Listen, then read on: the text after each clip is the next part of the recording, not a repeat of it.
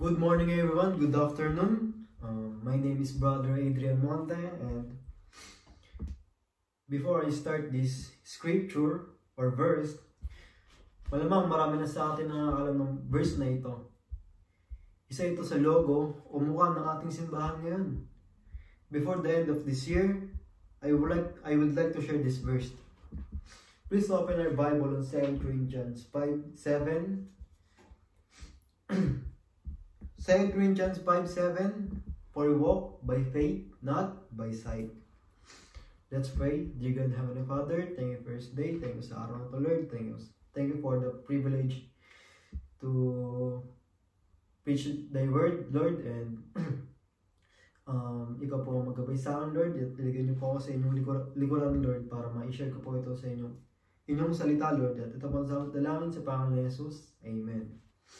Kapatid, ulitin ko po, 2 Corinthians 5:7, for we walk by faith, not by sight. Ano po bang ibig sabihin nito, kapatid?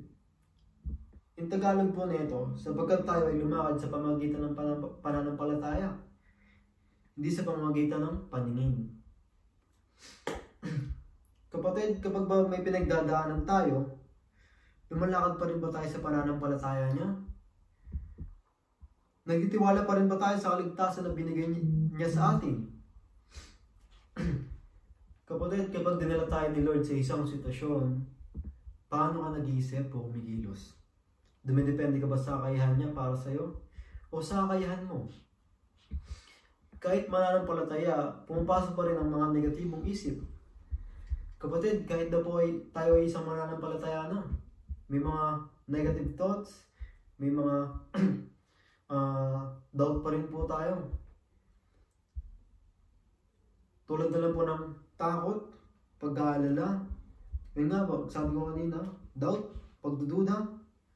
Pero alam niyo po ba, hindi gana sa Panginoon ng mga ito?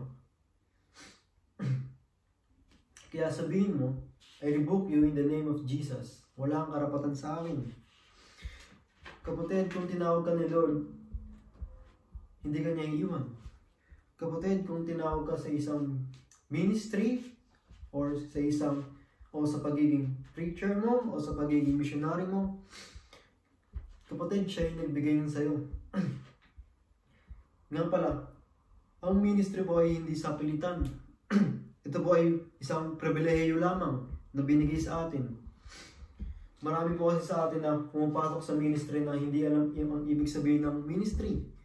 Na marami sa atin na nagmi-ministry na napilitan lang na dahil na sinabi na, mag-ministry ka sa ganito, sa ganyan. Mali po yung kapatid. Bago po tayo pumasok sa isang ministry, ipag-pray po muna natin ito. Hintayin po natin ang Panginoon na ibigay po sa atin ito.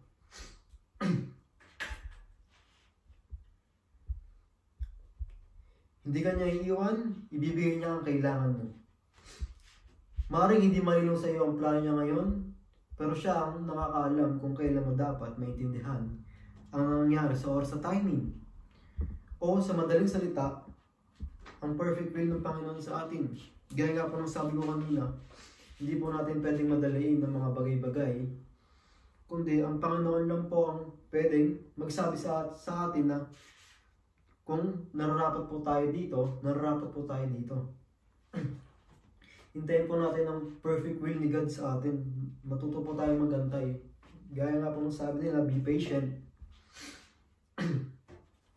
Para pag ibinigay na sa atin ng Panginoon ang kailangan natin, masasabi natin na hindi ito delay o hindi ito sobra.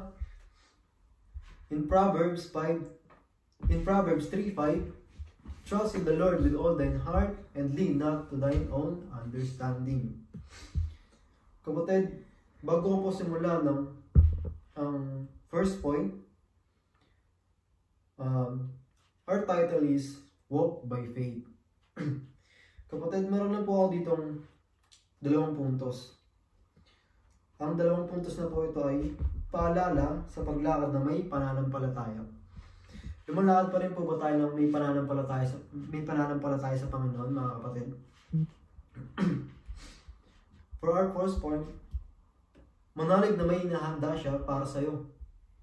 Ang sitwasyon mo ngayon ay paghahanda para sa mas malaking biyaya. Hinahanda tayo kapatid ng Panginoon para sa mas malaking biyaya na ibibigay niya sa atin. Kapatid, yung pinapanalangin mo ngayon o kung ano man yung pinagdarasal mo ngayon, kapatid, may mas malaki pa daw po palang ibibigay sa atin ng Panginoon.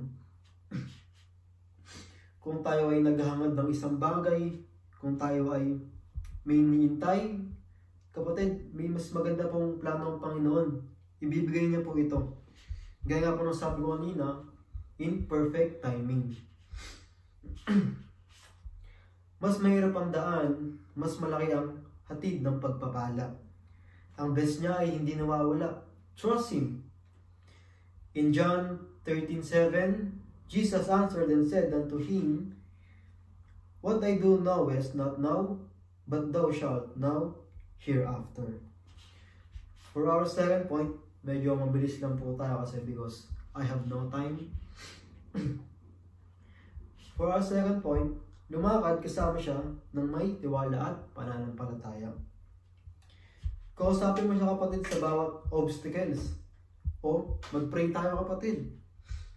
Yung obstacles po, ito po yung parang hadlang o balakid. Kapatid, hindi lang po natin siya kakausapin sa bawat victory na natatanggap natin o sa bawat tagumpay natin sa buhay kapatid. Dapat kausapin din po natin siya kung paano po tayo nahirapan, kung paano po natin pinaghirapan yung isang bagay. At higit sa lahat, sa bawat tagumpay. O yun nga po, gaya ng sabi kanina, victory. Para kang naglalakad sa dilim na may liwanag sa tabi mo, hindi mo man kita ang daan, hawak niya ang kamay mo. In Hebrews 11:1, Now faith is the substance of things hoped for, evidence of things not seen. Kapag pumasok ang mga alalahanin, ibigay lahat kay Lord. Kapatid, i-surrender po natin ito sa Panginoon. Kung tayo naman po ay nag-overthink, kung may takot man po, kung tayo ay natatakot, kung tayo ay may doubt, ibigay po natin ito sa Panginoon, kapatid. Matuto po tayo mag-pray. At ipanalangin po natin ito, sapagkat siya lang po ang makakalunas ng mga problema natin. Hindi po tayo maka-comfort ng tao, pwede po tayo maka-comfort ng tao, pero ang Panginoon lang po ang pwedeng mag-comfort sa atin. Now, huwag tayo umasa sa nararamdaman natin.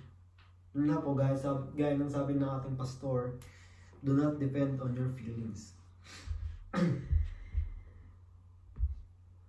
And for my conclusion, gaya nga po ng sabi ko kanina, mabilis lang po tayo. Conclusion, sa bawat lakad natin sa buhay, hindi tayo nag-iisa. Lagi nandiyan ang Panginoon sa atin para gabayan tayo sa araw-araw. Kapatid, I hope you learned something po ngayong araw na to. Sana po malinaw po sa inyo yung lesson na tayo ay lumakad sa pananampalataya niya, wag sa paningin, o wag sa paningin ng iba, o sa paningin mo. Dapat yung buhay po natin ay may direksyon na pupuntahan. Hindi po tayo pupunta sa maling daan, kapatid. Kundi yung way ng Panginoon sa atin, ayun po yung magagabay sa atin patungo sa kaligtasan. And dito po natatapos ang aking verse or scripture. And sana po may natutunan po kayo. Okay, let's pray.